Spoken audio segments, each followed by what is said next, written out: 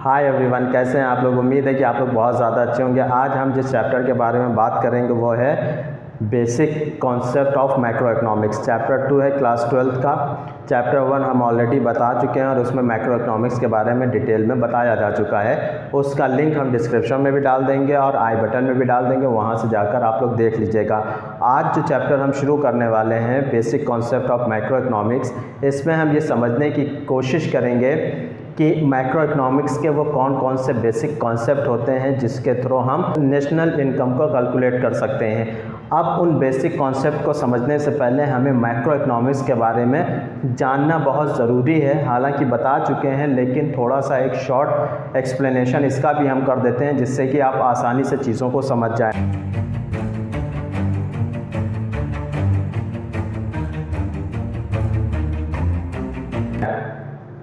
Macro economics होती क्या है?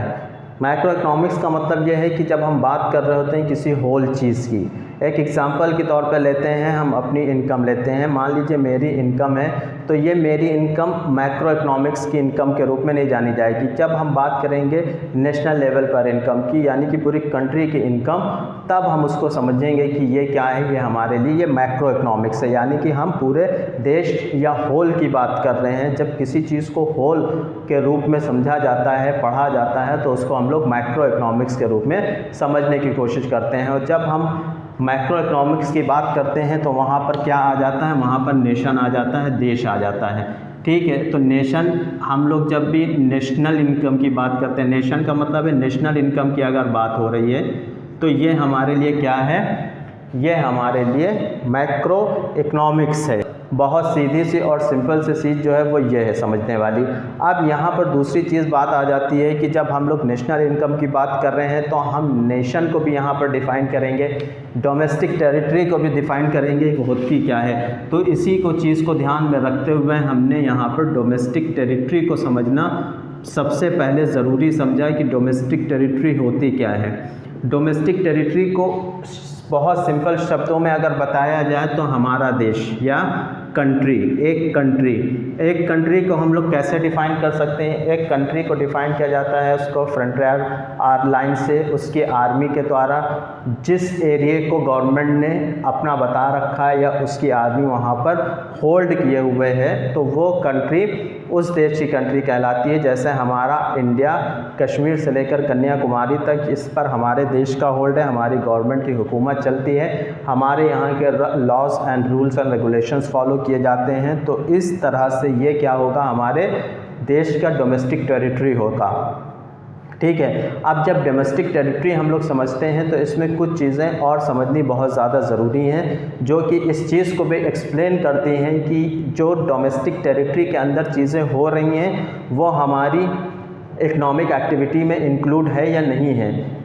जैसे हम लोग बात करते हैं एग्जाम्पल के रूप में कि मान लीजिए एक एयर इंडिया जो ऑपरेट किया जाता है या ओन्ड भी है इंडियन द्वारा और ऑपरेटेड बाई है इंडियन द्वारा, और वो भले ही किसी दो कंट्रीज़ के बीच में ऑपरेट किया जा रहा हो, जैसे जापान से सिंगापुर के बीच में ऑपरेट किया जा रहा हो, तो उसकी जो भी वो हमारा क्या कहलाएगा, वो हमारी डोमेस्टिक टेरिटरी के अंदर कहलाएगा। यानी कि उसकी इनकम हमारी इनकम के रूप में जानी जाएगी। इसी तरह से अगर सिंगापुर की कंपनी, ठीक है, उसके प्लेन्स ऑपरेट किए जाते हैं सिंगापुर द्वारा, भले ही वो इंडिया में से सिंगापुर या इंडिया से जापान में अपने प्लेन को ऑपरेट करते हैं, लेकिन वो हमारी डोमेस्टिक टेरिटरी के अंदर नहीं आएगी। तो इस तरह से हम लोग डोमेस्टिक टेरिटरी को और अच्छे से समझ सकते हैं। इसमें सिर्फ़ और सिर्फ हम बॉर्डर लाइन को ही नहीं लेते हैं, बल्कि हम लोग वाटर्स, रिवर्स, ठीक है, फॉरेस्ट, इन सभी चीज़ों को भी इंक्लूड करते हैं। क्योंकि हम लोग अक्सर देखते हैं कि हमारी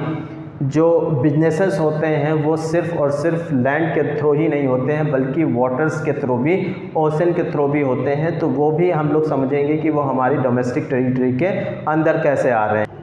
जैसे नॉर्मली होता क्या है कि जो फिशिंग्स हो रही होती हैं या ऑयल और नेचुरल गैस का बिजनेस हो रहा है या हमारे प्लेटफॉर्म फ्लोट कर रहे हैं, ठीक है, एक इंटरनेशनल ओशन पर, तो वहाँ पर हम लोग क्या देखेंगे कि वहाँ पर जो एक्टिविटीज़ की जा रही हैं वो किसके द्वारा की जा रही हैं, हमारी कंट्रीज़ द्वारा की जा रही हैं। जब ऑपरेट हमारी कंट्री द्वारा किया जा रहा है तो वो हमारी डोमेस्टिक टेरिटरी के अंदर आएगी। जैसे एक फ़िशरमैन है, वो फ़िशिंग का बिजनेस कर रहा है, ऑपरेट कर रहा है, वो इंडियन रेजिडेंट है, नॉर्मल रेजिडेंट है, लेकिन वो ऑपरेट कर रहा है फ़िशिंग का इंटरनेशनल ओशन पर, ठीक है, इंटरनेशनल इंडियन ओशन पर। तो इसका मतलब क्या है कि वो हमारे देश की डोमेस्टिक टेरिटरी के अंदर समझा जाएगा।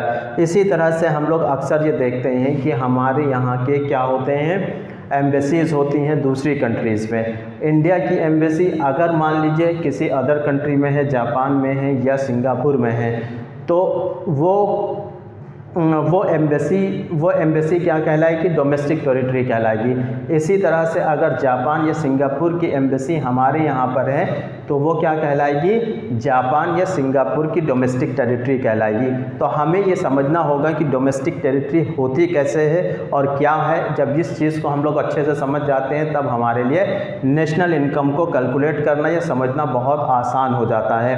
इसी तरह से कुछ चीज़ें ऐसी भी होती हैं जिसको हम लोग डोमेस्टिक टेरिटरी के अंदर इंक्लूड नहीं करते हैं। उसमें होता है, ठीक है, इंटरनेशनल ऑर्गेनाइजेशन होती हैं, जैसे WHO है या UNO है। इस तरह की ऑर्गेनाइजेशन अगर हमारे यहाँ हमारी कंट्री में है, ऑपरेट की जा रही हैं, ठीक है, लेकिन वो इंटरनेशनल, तो ये हमारी डोमेस्टिक टेरिटरी में इंक्लूड नहीं की जाएगी। इसी तरह से हमने एम्बेसीज़ की बात की है कि अगर कोई फॉरेन कंट्री की एम्बेसी हमारे यहाँ पर है तो वो, या कोई मिलिट्री कैंप हमारे यहाँ पर लगा हुआ है, तो वो सारी चीज़ें क्या कहलाएंगी, उसी कंट्री के डोमेस्टिक टेरिटरी कहलाएगी। जिस कंट्री का एम्बेसी हमारे यहाँ पर है या जिस कंट्री का मिलिट्री कैंप हमारे यहाँ पर है तो वो उसी देश की डोमेस्टिक टेरिटरी के रूप में जानी जाती है। यानी कि जो चीज़ें डोमेस्टिक टेरिटरी के अंदर होंगी वो नेशनल इनकम में भी इंक्लूड होंगी। इसीलिए डोमेस्टिक टेरिटरी को समझना बहुत ज़्यादा ज़रूरी होता है। डोमेस्टिक टेरिटरी समझ गए, उसके बाद हम बाकी चीज़ों को आगे बहुत अच्छे से कर सकते हैं। अब पहली चीज़ तो यहाँ पर ये थी कि हम लोग माइक्रो इकोनॉमिक्स के बाद नेशनल इनकम क्या है, नेशनल इनकम के बाद नेशनल इनकम को कैलकुलेट करने से पहले डोमेस्टिक टेरिटरी को समझना ज़रूरी है। एक चीज़ तो ये हो गई। अब दूसरी चीज़ यहाँ पर ये आती है कि रेजिडेंट की, नॉर्मल रेजिडेंट कौन होते हैं, ठीक है, या नॉर्मल रेजिडेंट जब हमें पता होगा तो उसको भी हम लोग अपनी नेशनल इनकम में उसको इंक्लूड करेंगे, नेशनल इनकम में उसको कैलकुलेट करने की कोशिश करेंगे। तो आज जो दूसरा हमारा टॉपिक होगा वो होगा डोमेस्टिक टेरिटरी के बाद नॉर्मल रेजिडेंट। अब नॉर्मल रेजिडेंस किसको समझा जाएगा, इसके बारे में जानना ज़रूरी। तो नॉर्मल रेजिडेंट में दो चीज़ें बहुत ज़रूरी हैं। एक तो कोई इंडिविजुअल या इंस्टीट्यूशन, ठीक है, किसी दूसरी कंट्री में काम कर रहा है और उसका इकोनॉमिक इंटरेस्ट भी उसी कंट्री के साथ जुड़ा हुआ है, तो वो हमारा क्या कहलाएगा, नॉर्मल रेजिडेंट कहलाएगा। नॉर्मल रेजिडेंट वो किसी भी देश का सिटीज़न हो सकता है और किसी भी देश में रह रहा हो और वहाँ पर उसका इकोनॉमिक इंटरेस्ट भी हो और वहाँ पर वो रह भी रहा हो। तो ये दोनों चीज़ें अगर वो कर रहा है तो वो नॉर्मल रेजिडेंट कहलाता है। एक तो बात समझ में आ गई, ये नॉर्मल रेजिडेंट बहुत क्लियर समझ में आ गया। अब दूसरी चीज़ समझने वाली है कि कौन ऐसे लोग हैं जो नॉर्मल रेजिडेंट नहीं कहलाते हैं। उसमें सबसे पहले फॉरेन विजिटर्स हो गए, वो आते हैं कुछ दिनों के लिए, उसके बाद वो घूम के चले जाते हैं। फॉरेन टूरिस्ट हो गए या विज़िटर हो गए, या ऐसे लोग हैं जो आते हैं यहाँ पर बहुत से घूमने के लिए, ट्रीटमेंट के लिए, मेडिकल सर्विसेज के लिए, तो ऐसी बहुत सी एक्टिविटीज़ के लिए आते हैं, कुछ समय के लिए आते हैं और आके वो चले जाते हैं। तो ये हमारे नॉर्मल रेजिडेंट नहीं कहलाते। ये बात तो समझ में आ गई होगी कि नॉर्मल रेजिडेंट कौन होता है, नॉर्मल रेजिडेंट कौन नहीं होता है। जैसा कि अभी हमने आपको एक एग्जांपल दिया कि ऐसे लोग जो फॉरेन कंट्रीज़ से यहाँ पर किसी ऑर्गेनाइजेशन द्वारा भेजे जाते हैं किसी भी कंट्री में, वो भले ही इंडिया में भेजे जाएँ या किसी और कंट्री में भेजे जाएँ, वो जहाँ के नॉर्मल रेजिडेंट होते हैं, जहाँ के वो सिटीज़न हो गए, वो उसी जगह के नॉर्मल रेजिडेंट कहलाते हैं। लेकिन अगर वो 1 साल से ज़्यादा यहाँ पर रुक जाते हैं इस कंट्री के अंदर जहाँ पर उनका ऑर्गेनाइजेशन है, जहाँ पर वो भेजे गए हैं, तो तब वो उस कंट्री के नॉर्मल रेजिडेंट के रूप में जाने जाएंगे। तो यहाँ पर आप लोग नॉर्मल रेजिडेंट की सारी पूरी क्लैरिटी आपको हो गई होगी, आपको समझ में आ गया होगा कि नॉर्मल रेजिडेंट क्या होता है। इसके अलावा सिटीज़नशिप और रेजिडेंटशिप दोनों में क्या डिफरेंस होता है इसको भी समझने की कोशिश करते हैं। एक कंट्री किसी भी देश का नॉर्मल रेजिडेंट हो सकता है लेकिन उस देश का सिटीज़न नहीं हो सकता है। यहाँ पर ये समझने की बात है। अब समझने वाली बात यह है कि नॉर्मल रेजिडेंट्स के बारे में तो हमने बता दें कि कौन कौन से लोग नॉर्मल रेजिडेंट हो सकते हैं। जो किसी कंट्री में जाते हैं अपने इंटरेस्ट के लिए, ठीक है, वहाँ पर अर्निंग करते हैं, वहाँ पर इंटरेस्ट क्या होता है, इकोनॉमिक एक्टिविटीज़ होती हैं और प्रॉफिट अर्न करना होता है, वहाँ पर वो रुकते भी हैं इन सभी चीज़ों को करने के लिए। वो इंस्टीट्यूशन हो सकता है, इंडिविजुअल हो सकता है, वो हमारा नॉर्मल रेजिडेंट हो गया। अब सिटीज़न क्या है? सिटीज़न होने के लिए उस कंट्री में बॉर्न होना ज़रूरी है, यानी कि अगर वो पैदा हुआ है, ठीक है, पैदा हुआ है तब तो वो उस कंट्री का वो सिटीज़न हो सकता है। इसके अलावा दूसरी कंडीशन ये होती है कि लॉ उसको अलाउ करे, यानी कि उस देश का कानून अगर उसको ये अधिकार दे रहा है कि वो वहाँ पर रह सकता है तब वो उस देश का सिटीज़न हो सकता है। अब कानून अधिकार कैसे देता है? जैसे कोई दूसरी कंट्री का है, जापान का कोई व्यक्ति पर्सन, वो ये चाहता है कि इंडिया में आकर रहे और वो वहाँ का नागरिक बने, वहाँ का सिटीज़न बने, तो उसके लिए पहले गवर्नमेंट से इस चीज़ की परमिशन लेनी होगी। अगर उस देश की या इंडिया की गवर्नमेंट उसको परमिशन दे देती है तब वो यहाँ पर आकर रह सकता है और उस देश का नॉर्मल सिटीज़न हो सकता है। अभी हाल ही में कुछ साल पहले अदनान सामी, जिनको आपने, बहुत बड़े सिंगर हैं जिनका नाम आप सुनते चले आ रहे हैं, उन्होंने अभी कुछ साल पहले क्या किया है, इंडिया की सिटीज़नशिप ली है। उन्होंने पाकिस्तान की सिटीज़नशिप को छोड़ा और इंडिया की सिटीज़नशिप ली है। तो इसको हम लोग इस तरह से हम लोग सिटीज़नशिप और रेजिडेंस में डिफरेंस समझ सकते हैं। यहाँ तक कोई प्रॉब्लम नहीं होनी चाहिए। उम्मीद है कि सारी चीज़ें आपको अच्छे से समझ में आ गई होंगी। अब यहाँ पर ये सारी चीज़ें आपको बहुत अच्छे से समझ में आ गई कि हम लोग सारी चीज़ों को ये पढ़ सके। हमारा मेन मकसद था कि माइक्रो इकोनॉमिक्स से एक नेशनल इनकम को कैसे समझा जाता है। तो नेशनल इनकम को पता लगाने के लिए हमें डोमेस्टिक टेरिटरी का या डोमेस्टिक बॉर्डर का समझना बहुत ज़रूरी है। हम ये पहले समझ सकेंगे कि हमारी देश की इनकम क्या है, ठीक है। जब हम बॉर्डर समझेंगे तो हम अपने देश की इनकम को भी समझेंगे कि इन एरिया से हमें इनकम होती है, वो हमारी नेशनल इनकम कहलाएगी।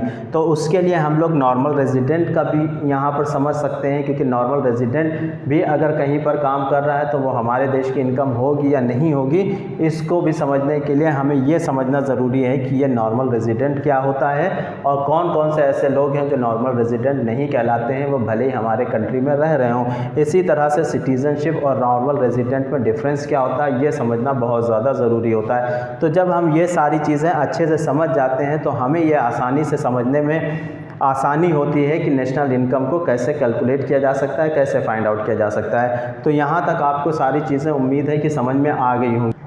अब यहाँ पर एक चीज़ और समझा जा सकता है, जैसे रेजिडेंट और नॉन रेजिडेंट की बात की, इसको समझने के लिए हम लोग सिटीज़नशिप और रेजिडेंशियल के हम लोगों ने डिफरेंस समझा। अब नेशनल प्रोडक्ट और डोमेस्टिक प्रोडक्ट क्या होता है, इसको समझना बहुत ज़्यादा ज़रूरी है।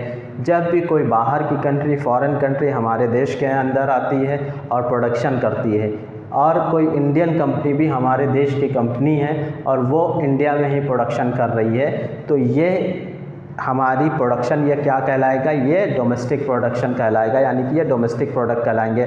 जैसे हीरो होंडा है, ये क्या है, ये है बाहरी कंपनी लेकिन हमारे देश में आके यहाँ पर प्रोडक्शन करती है। पतंजलि है, ये क्या करती है, हमारे देश में प्रोडक्शन करती है। तो ये सारे प्रोडक्शन हमारे क्या कहलाएंगे, डोमेस्टिक प्रोडक्ट कहलाएंगे। क्लियर है यहाँ?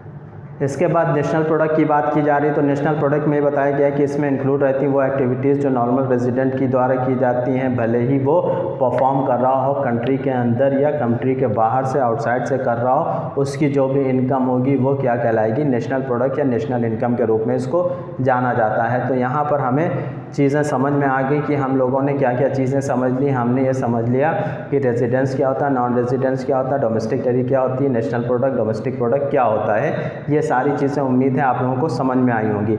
अगर समझ में आई हैं तो लाइक और सब्सक्राइब ज़रूर करिएगा, और कोई प्रॉब्लम होती है, कहीं पर नहीं समझ में आता है तो आप हमें कमेंट ज़रूर करिएगा। आज के लिए इतना ही। Thank you very much.